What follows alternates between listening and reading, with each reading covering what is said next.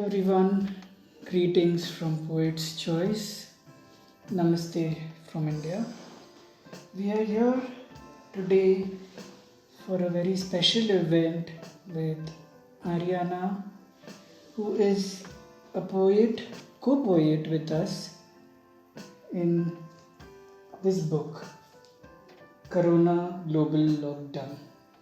This book was published in June 2020 at the peak of Corona Global Lockdown. Corona.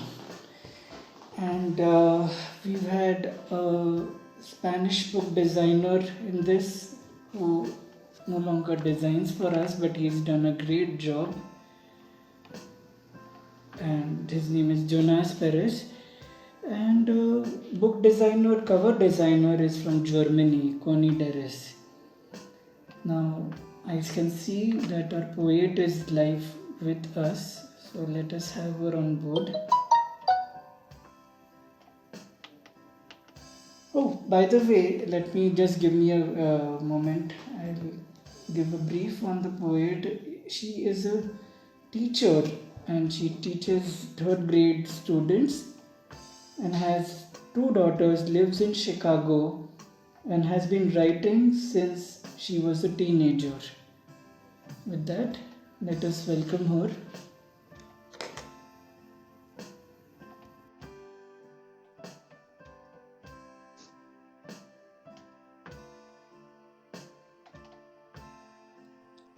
Waiting for her to join us. Oh, here we are. Welcome. Good morning. Good evening. Good evening. Good afternoon. Are you hearing me okay? I can hear you. Well, thank you so And much. you hear me clearly? Yes. Yes, perfect. Perfect. So, tell me something about yourself. What drove you to get into poems at such a young age?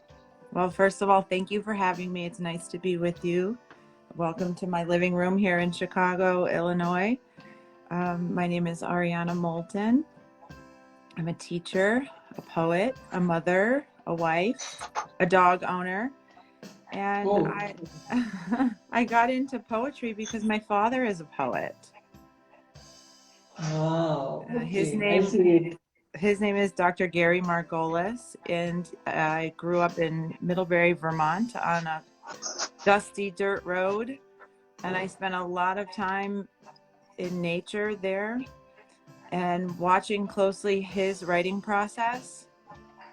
And what I saw was that he just absorbed the environment around him and he put it into words. And he has 10 books of poems. And one of his books was nominated for a Pulitzer Prize in poetry when I was like 15 years old. He didn't win, but he was nominated. And so he read poetry to us often. He read his poetry to us. And I think it was inevitable that I would become some sort of artist in whatever way I would find. I have a theater background as well. And as the pandemic hit, I was very inspired by what was going on in the world around us. I was, of course, scared and taken back by all of the news. And a lot of my most recent writing is reflecting the pandemic. And so I was interested in being a part of your collection because of the theme. And so I have picked 6 poems to read today, many of which are related to this theme of having to hide ourselves while living at the same time. You know, the pandemic, I think, infused the art of writing in many people who weren't really writers themselves because they needed an outlet to express their emotions, and before which they never felt that need. And so, writing is really picking up as an art. I think so. Poetry. Yes. And people are stuck at home. They have been stuck at home. So you wonder, well, what do I do now that I'm stuck at home? Should I draw? Should I should I paint? Should I write? Should I try something I've never tried before? If the world is becoming a little bit of a scary place, maybe our time is short and we should live for now. So I think maybe people are expressing themselves because they have this new idea of what the world around us might be like. And with that fear comes some inspiration, possibly too. It's interesting. So without further ado, I'd like to read my first poem because it's very much related to what we're talking about right now. Please go ahead. Okay, thank you. So this is my first book of poems. It's called Tracing the Curve. The cover art is done by my husband, Josh Moulton. He has the Josh Moulton Fine Art Gallery here in Chicago. And oh, thank you. And I congratulate you for having published your own anthology of poems. Thank you so much. What an honor to be able to share it here on Instagram. I can see actually my father, the poet, is here watching as well. So I'm really proud and happy. So the title of the book is Tracing the Curve. Here in Chicago, our mayor, Lori Lightfoot, she was often on the news during the early part of the pandemic, and she was saying we need to flatten the curve of the virus. And they would, show sharp charts of the virus increasing, and she kept saying we need to flatten the curve of this pandemic. And so this idea of tracing the curve and being amongst this idea was what inspired the title. So, but the first poem in the book here is called Tracing the Curve. And I dedicated the poem to our mayor, and her name is Lori Lightfoot. So it's actually, the poem is called Trace the Curve. I hope it reaches her. Me too. Yeah, maybe today. We'll have to tag her somehow. I hope so too. Trace the Curve for Lori Lightfoot. What if someone told you you couldn't go where you normally go? Would the you in you come undone? Not seeing what you expect to see. You're not alone in your quarantine, except you are, globally masked tightly tonight. Would you even know if someone rearranged your desk at work, moved your ruler aside, borrowed your protractor, and traced the curve we aim to flatten? It's these flat lands where the wind sweeps for miles. I see in my sleep particles like dust, keeping us awake, watchmen of an invisible enemy. If you've never been told no, then how would you know you wouldn't go back there to that place you're supposed to be? You would have grabbed more of your things, that ruler. How could you measure freedoms of the past you've never lost until this moment when Madam Mayor quotes a poet, Miss Brooks herself, calling upon us to cultivate dreams in the dark. It's bigger than us microscopically, and it wants to crumble you down, to sicken you. Your words bring us all to a place where gold will attach itself as we breathe freely tonight. Wow. Your words are very easy to understand. Some poets, like myself, the words are pretty heavy. As in, people take 2-3 readings before they can comprehend what the poem is actually saying. But your poems, the words are so simple, it just flows through you, it just washes over you when you're reading it, and it is very easy to comprehend what you're saying. That's a really good thing. Thank you. And yes. Then I like to maybe tell a little story inside of each poem and not have you wonder what you're listening to. And it's realistic. So the second poem was written at the beginning of the Black Lives Matter movement that was going on here. And I was teaching third grade remotely. So every day I was on my laptop here in my house, and my 2 daughters were upstairs on their laptops. And there was a lot of social unrest happening in Chicago.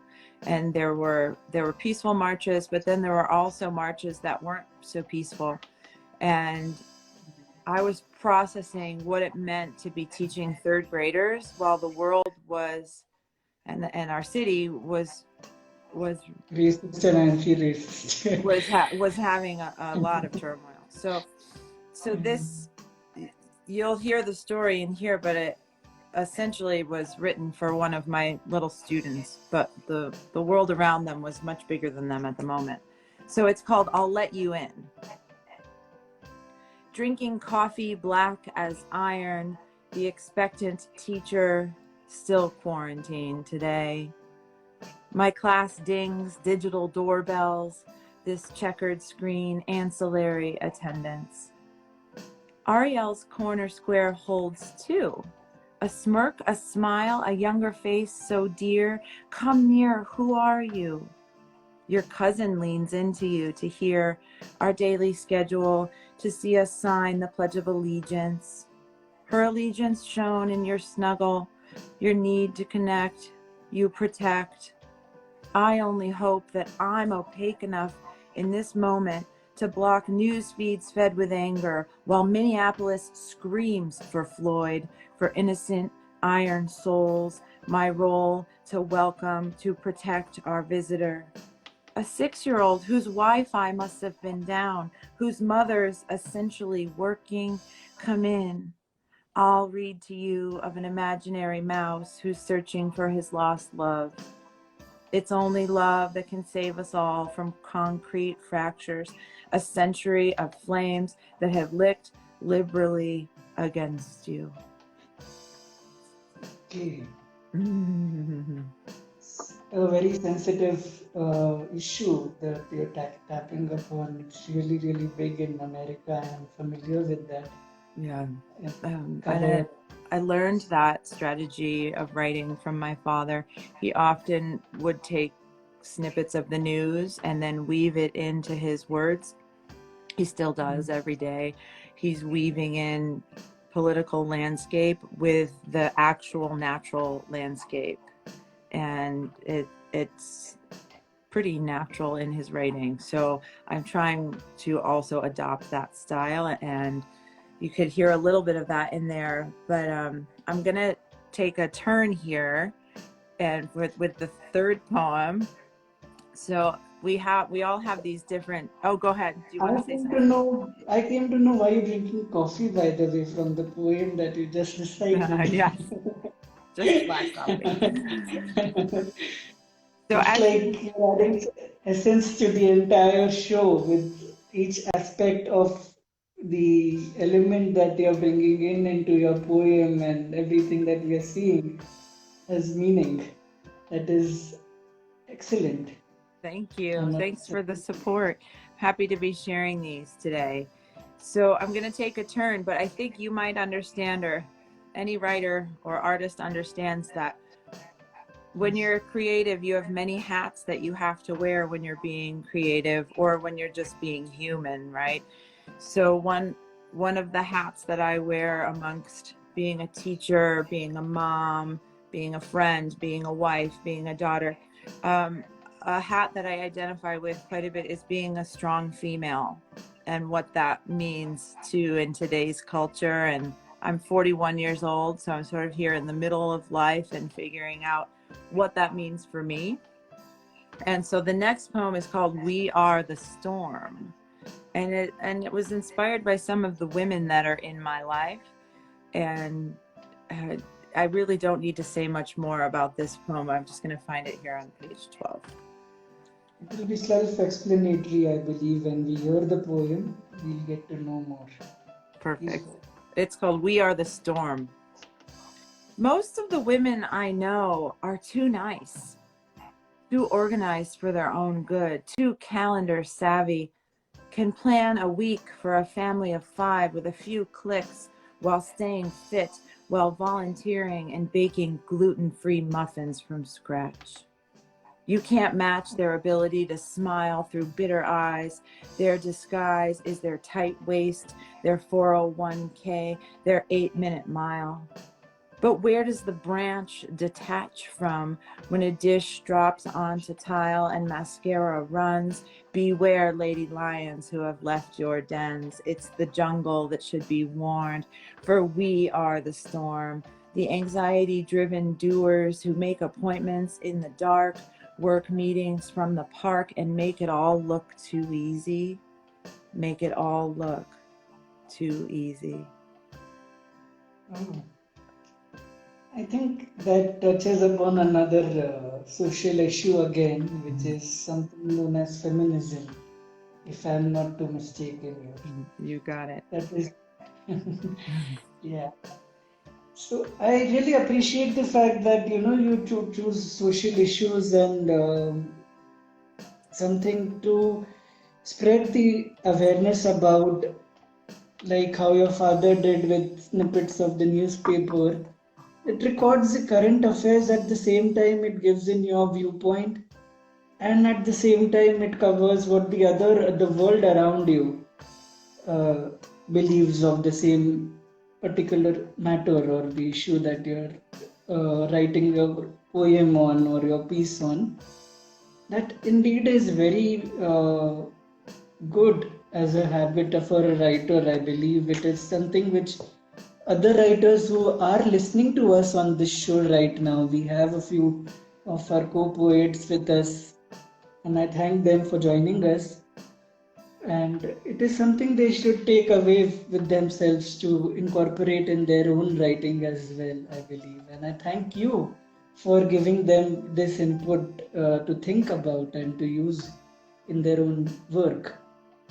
Well, you're very welcome. I'm seeing we're getting lots of hearts floating up on our screen. So thanks everyone for all the poetry love. So I'd like to read the poem that you published for me. Oh, It has taken on many different forms, and I think in your book it's called In Your Eyes. That was the title of the poem at the time. Yes, and there's that awesome. this is the book. Yes. Wonderful. Thank you for holding that up. So this poem was inspired by one of my students, and she was new to America from China. She joined our third grade class. She was very scared when she first came because she didn't speak any English. And throughout the school year, she adapted, she relaxed, she learned the language at an impressive rate. But then the pandemic was upon us, and I was trying to educate myself and the children at the same time about a virus we had never heard of.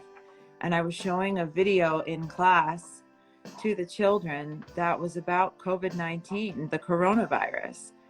And this little girl saw a map of China, of her home, and she stood up at her desk and leaned forward and was staring into the screen in this very intense way. So the poem was inspired by that moment, and I'm going to find it here in my book as well. So it's called In Your Eyes. And I have it here. What must you think of our cartoon explanation? The map of your home country covered in human silhouettes, connected dot to dot in red lines. You stood at your desk, intent on understanding our attempt to understand how a virus becomes a lesson plan, an unplanned action plan in this classroom. Is there room for these characters to lay one next to the other in beds, uncounted, recounted? Where would we make a breathing machine if not in your country?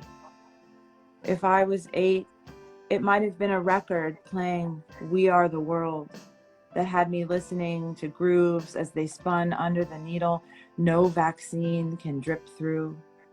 Your mother didn't tell you what corner of the world would become your new world or how you would absorb our characters so quickly.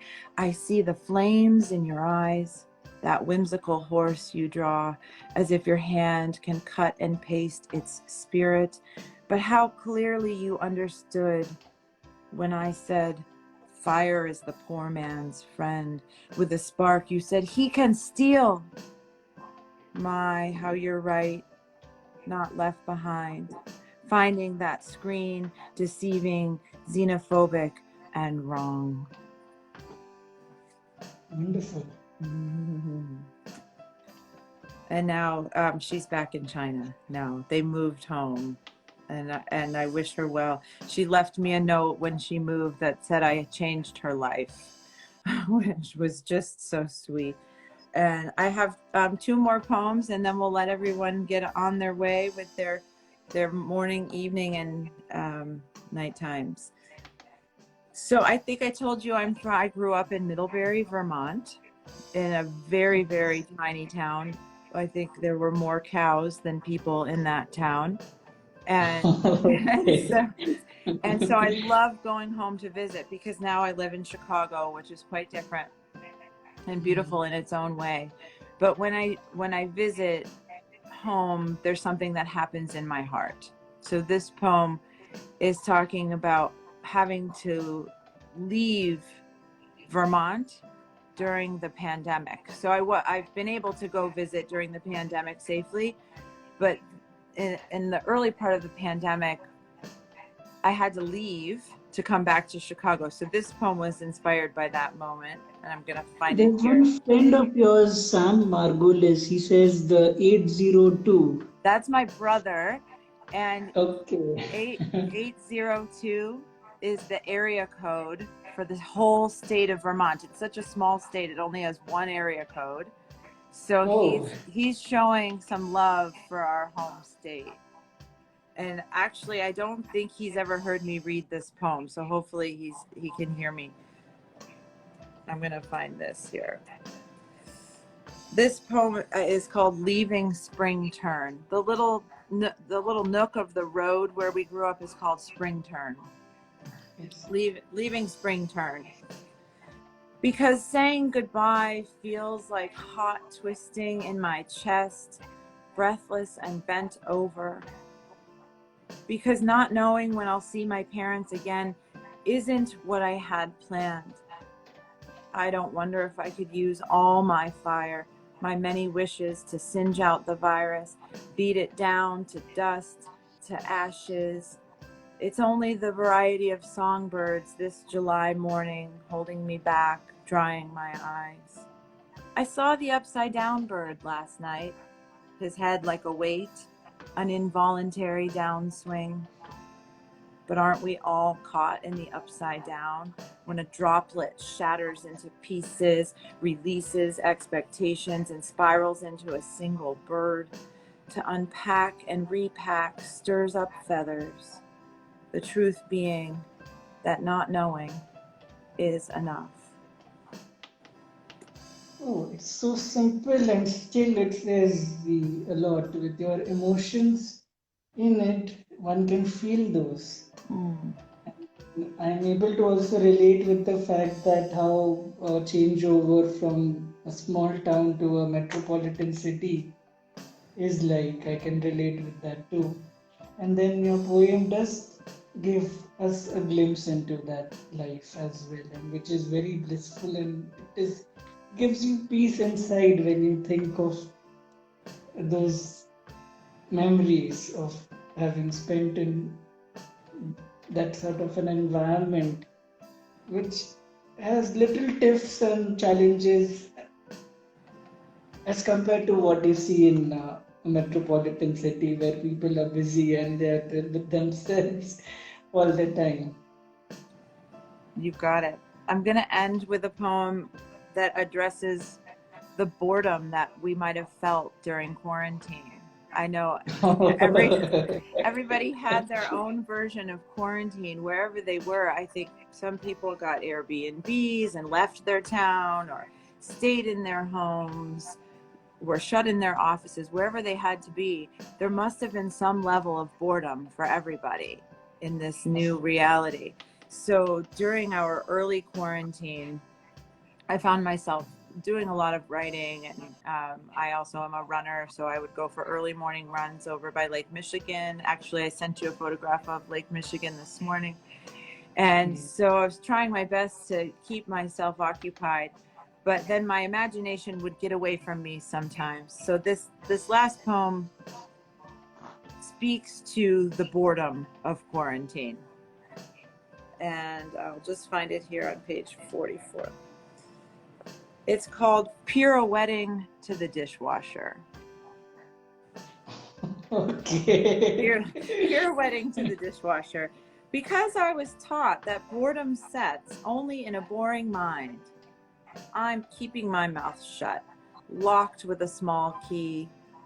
A jewelry box, a spinning ballerina stuck. I've spiraled into a place where unloading the dishwasher feels like a competitive sport. My toes in a permanent pirouette may drill through the floor, staying in one place, a cyclone.